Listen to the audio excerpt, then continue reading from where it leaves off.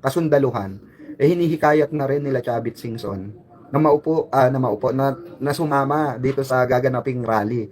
Well, sinopla siya ng di ba, PNP, tagapagsalita ng AFP pala, sorry, ng AFP, di ba, ng Sandatahang Lakas, na hindi kami part ng anumang agenda ng politika, pampolitikal, or bawal kasi protocol yan, number 1 protocol yan, mga kababayan, no, na bawal kang sumali sa usaping politikal. Dahil bakit po? Dahil nga sa ikaw ay nagseserbisyo sa bayan. Ikaw ay nagseserbisyo para sa Pilipinas, hindi para sa politiko. Okay? Ganun po ang protocol ng Tapos sasabihin nila bulok na sistema. Ang tanong natin, eto may papakita ako sa inyong video. Ito po yung mismo na si Digong ang nagsabi na hindi umamin mismo. Ito dito, galit na galit ang mga DDS dito. Wait lang ito. Na sino bang nakakaalala sa utong lupa na to, itong sa matandang bukluban na to, na gumagano na sa daig, itong hindorotot na ito.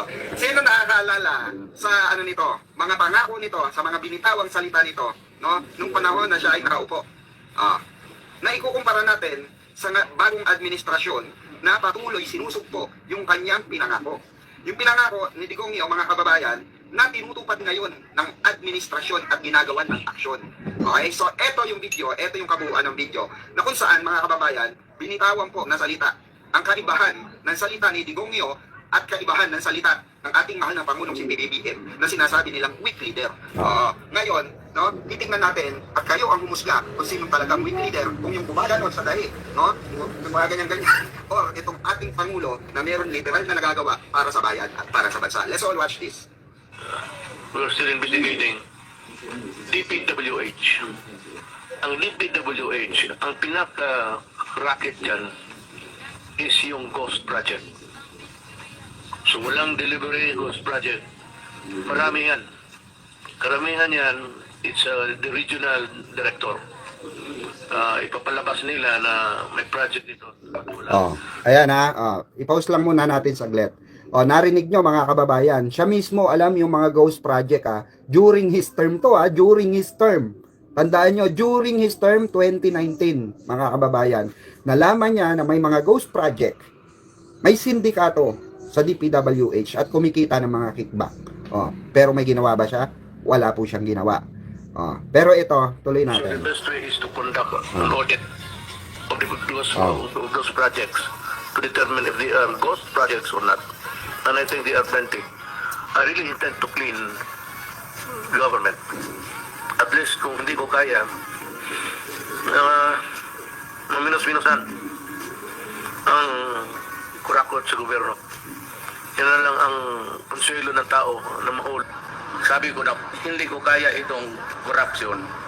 Kasi baskin saang, if there's a table, if there's a single chair there, meron talaga yan. As that the papers go back and forth inward. That is why nawalaan ako ng tiwala sa bureaucracy. At sabi ko nawalaan ako ng gana. At sabi ko nung nagsisi ako.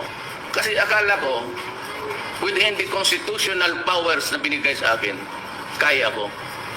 But truth to tell, kung araw-araw na lang, pati every table dito sa Pilipinas, ganon, hindi ko talaga mahabol. Kaya ko. Pero sa batas na ito, konstitusyon. Even if you give me 20 years, I cannot do it. Maghanap uli kayo ng Marcos. Or someday, somehow, somewhere, that fellow will be elected in the generation. Narinig nyo. Umamin mismo si Digong during his term to. Uulitin natin, during his term. After ng DPWH, hinayag niya yung kanyang saloobin and wala siyang nagawa regarding sa korupsyon sa DPWH. Okay? 2022, nagsalita po siya muli. Sinabi niya, akala niya during na binigay sa kanya yung constitution power na yon. Okay, akala niya masusugpo niya, pero wala siya pa rin magawa. Mag-antay na lang daw tayo ng another Marcos. na i-elect ng taong bayan, no? Maybe someday or 'di ba? So eto na nga, dumating na ang mismong sinabi ni Digong. Dumating na po ang isang Marcos.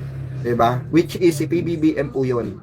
Oh, ano pong ginawa ni PBBM dito sa lumalaganap na korupsyon sa DPWH? Pakinggan nyo. ng habagat ng bagyong Krising, Dante, Patemo. Kitang-kita po na maraming proyekto para sa flood control ay palpak at gumuho. At yung iba, guni-guni lang. Huwag na po tayo magpumuri. Oh. Alam naman ng buong madla na nagkakarakit sa mga proyekto. Dito ako natatawa sa mga napalakpak mga kababayan. Ang plastic, no? Ang plastic ng mga pumapalakpak. Pero kung totoo sa mga kababayan, yung mga napalakpak sa likod niya at yung iba sa harapan niya, sila yung mga guilty, mga kababayan. Oh.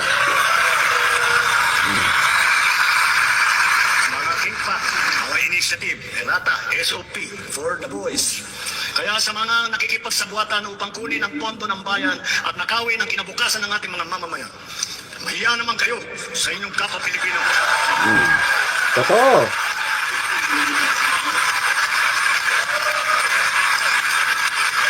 Mahiya naman kayo sa mga kabahayan nating naanod o nalubog sa mga pagbaha. Mahiya naman kayo, lalo sa mga anak natin na magmamana sa mga utang na ginawa ninyo.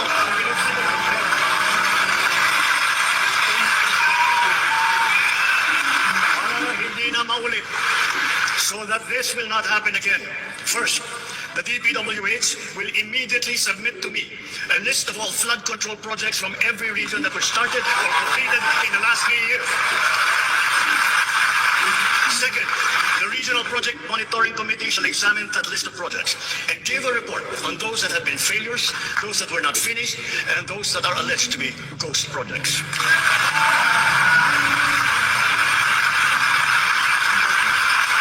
And third, we will publish this list.